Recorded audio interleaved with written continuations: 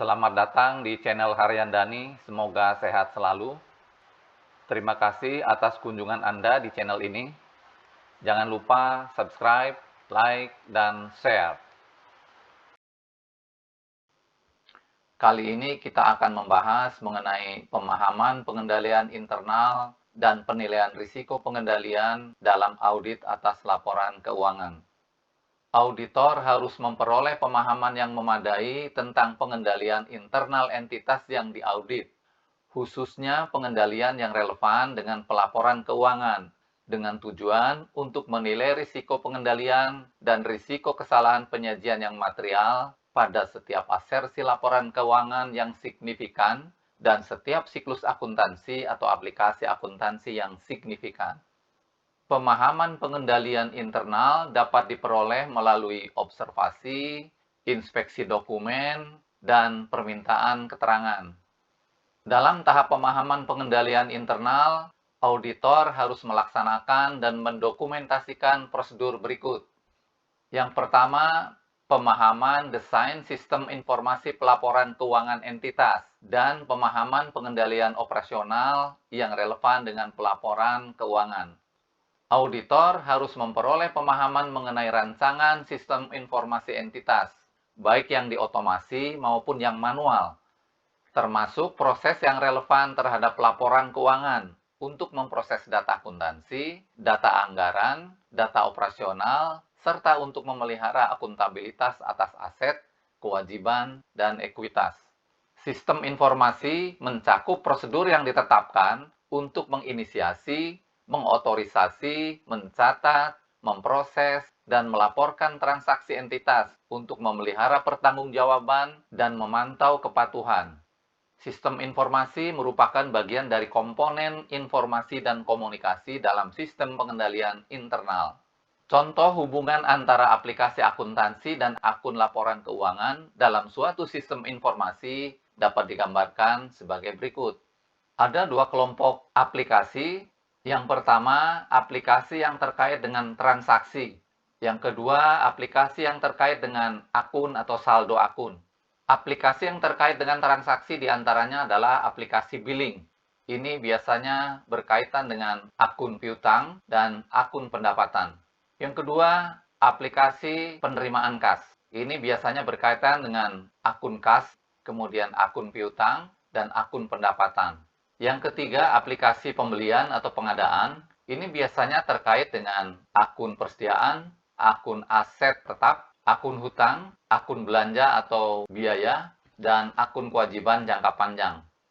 Berikutnya, aplikasi pengeluaran kas.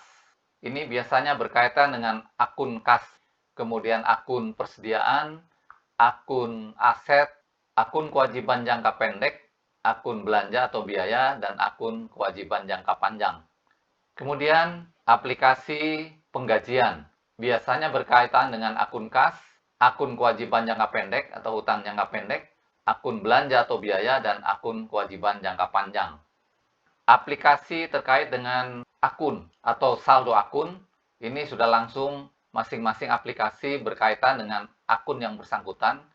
Aplikasi kas ini mengelola saldo kas, aplikasi piutang langsung dengan akun piutang, aplikasi persediaan langsung dengan persediaan, aplikasi aset tetap berkaitan dengan akun aset, aplikasi hutang jangka pendek ini berkaitan dengan akun hutang jangka pendek, kemudian aplikasi untuk hutang jangka panjang berkaitan dengan akun hutang jangka panjang. Dalam audit laporan keuangan, auditor hanya perlu fokus untuk mengevaluasi pengendalian internal yang dirancang untuk memberikan keyakinan memadai mengenai keandalan pelaporan keuangan, pengamanan aset, dan kepatuhan terhadap ketentuan penting perundang-undangan, peraturan, kontrak, dan perjanjian hibah yang berlaku. Namun demikian, auditor dapat mengevaluasi pengendalian operasional tertentu yang dianggap relevan sesuai dengan kebutuhan auditor. Karena dalam suatu sistem seringkali menghasilkan dan menggunakan data yang saling terkait antara sistem operasi dan sistem akuntansi. Evaluasi terhadap pengendalian operasional dianggap relevan jika efektivitas pengendalian pelaporan keuangan atau pengendalian kepatuhan bergantung pada efektivitas pengendalian operasional. Sebagai contoh, salah saji pada akun persediaan mungkin mengindikasikan kelemahan pada pengendalian operasional yang efektivitasnya bergantung pada akurasi catatan persediaan yang tepat.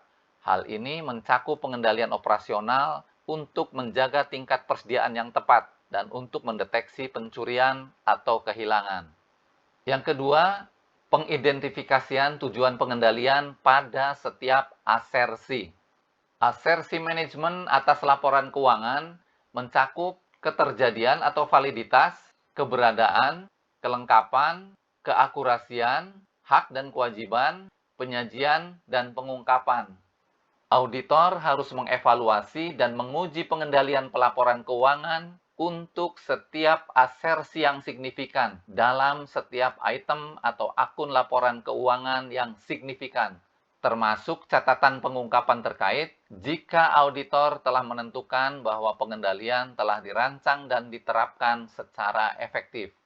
Langkah pertama dalam mengidentifikasi tujuan pengendalian untuk pengendalian pelaporan keuangan adalah dengan mempertimbangkan jenis salah saji yang mungkin terjadi pada setiap asersi signifikan pada setiap item baris atau akun signifikan. Satu atau lebih potensi salah saji dapat terjadi dalam setiap asersi laporan keuangan. Misalnya untuk asersi keberadaan atau keterjadian. Potensi salah saji dapat terjadi dalam 4 area, yaitu pada keterjadian atau validitas, pada cut-off, pada peringkasan atau summary, dan pada keberadaan. Untuk setiap potensi salah saji dalam setiap asersi, terdapat satu atau lebih tujuan pengendalian yang jika tercapai akan mencegah atau mendeteksi dan mengoreksi potensi salah saji tersebut. Sebagai contoh, asersi keberadaan atau keterjadian atas transaksi. Ini asersi keberadaan atau keterjadian. Potensi salah sajinya adalah transaksi dan peristiwa yang dicatat tidak benar-benar terjadi atau fiktif atau tidak berkaitan dengan entitas.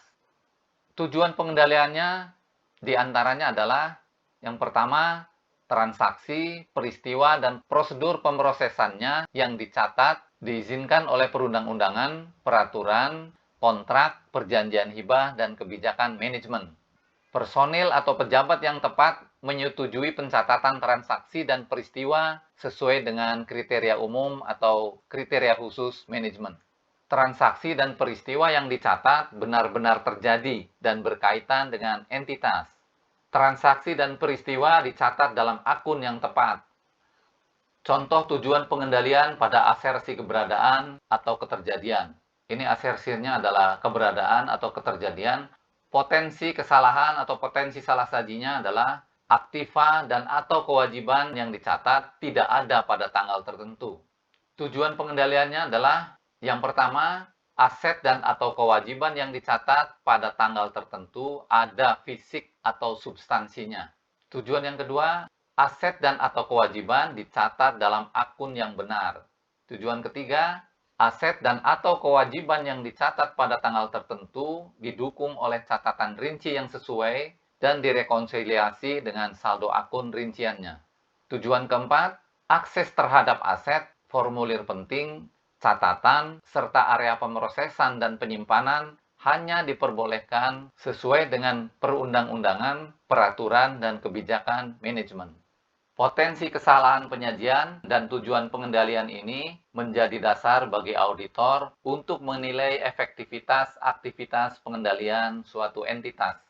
Yang ketiga, pengidentifikasian dan pemahaman aktivitas pengendalian yang relevan yang dapat secara efektif mencapai tujuan pengendalian pada setiap asersi.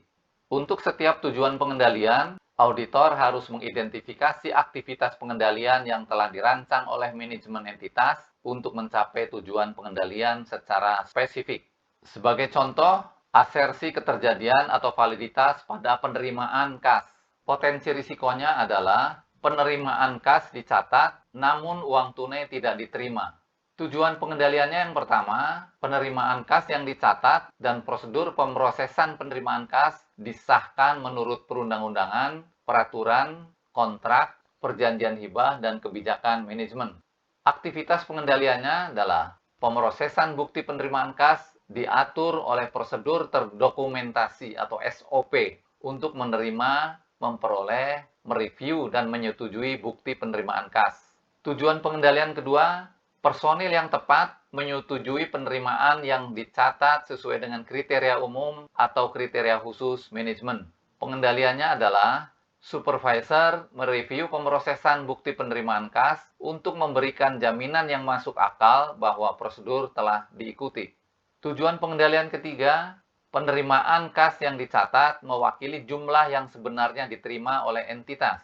Aktivitas pengendaliannya, penerimaan kas yang dicatat dicocokkan dengan dokumentasi pendukung yang sesuai dan entry kecatatan akuntansi direview dan disetujui oleh supervisor.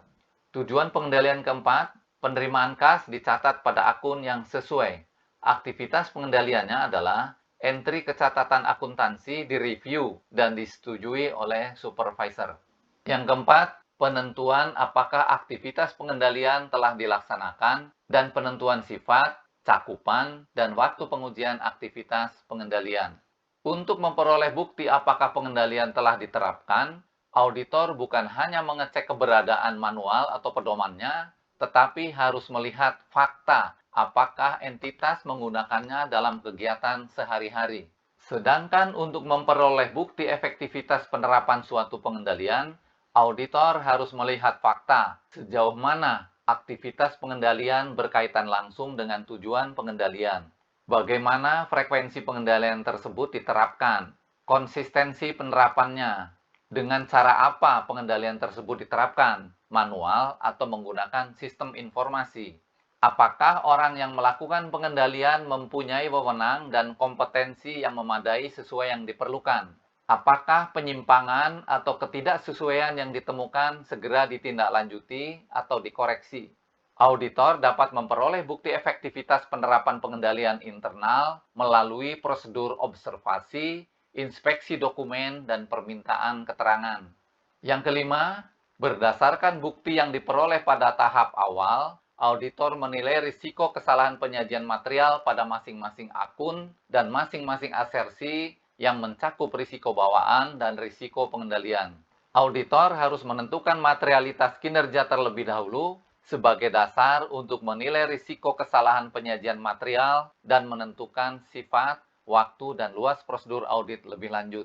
Materialitas kinerja adalah jumlah atau jumlah-jumlah yang ditetapkan oleh auditor sebagai bagian dari materialitas laporan keuangan secara keseluruhan yang dialokasikan oleh auditor terhadap item baris, akun, golongan transaksi, atau pengungkapan catatan tertentu. Terhadap masing-masing asersi yang signifikan pada masing-masing item baris atau akun, auditor harus menilai risiko pengendalian menjadi 3 level. Yang pertama, risiko rendah jika auditor yakin bahwa pengendalian dapat mencegah, mendeteksi, dan mengoreksi kesalahan penyajian yang material secara agregat sebagai pengaruh dari materialitas kinerja yang dapat terjadi pada suatu asersi. Yang kedua, risiko sedang jika auditor kurang yakin bahwa pengendalian dapat mencegah, mendeteksi, dan mengoreksi kesalahan penyajian yang material secara agregat sebagai pengaruh dari materialitas kinerja yang dapat terjadi pada suatu asersi. Yang ketiga, risiko tinggi jika auditor tidak yakin bahwa pengendalian dapat mencegah, mendeteksi, dan mengoreksi kesalahan penyajian yang material secara agregat sebagai pengaruh dari materialitas kinerja yang dapat terjadi pada suatu asersi. Dalam menilai risiko pengendalian atas suatu asersi pada item baris atau akun, auditor harus mempertimbangkan besaran kesalahan penyajian agregat yang mungkin tidak dapat dicegah, dideteksi, dan dikoreksi dalam penerapan akuntansi signifikan yang berdampak pada item baris atau akun tersebut. Misalnya, aplikasi akuntansi penerimaan kas, aplikasi akuntansi pengeluaran kas, dan aplikasi akuntansi penggajian biasanya mempengaruhi akun kas. Oleh karena itu, auditor harus mengevaluasi risiko bahwa kesalahan penyajian agregat dapat timbul dari kombinasi penerapan beberapa aplikasi akuntansi tersebut yang tidak dapat dicegah, dideteksi, dan dikoreksi oleh pengendalian. Semua langkah-langkah kerja tersebut di atas harus didokumentasikan dalam kertas kerja audit.